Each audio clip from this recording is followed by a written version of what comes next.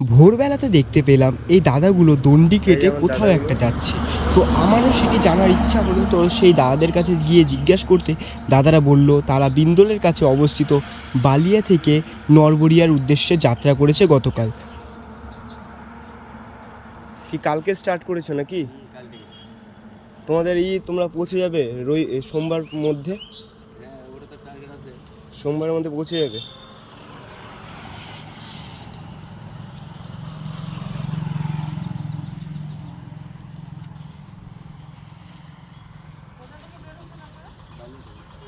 বালিয়া থেকে নরবরিয়া ধাম।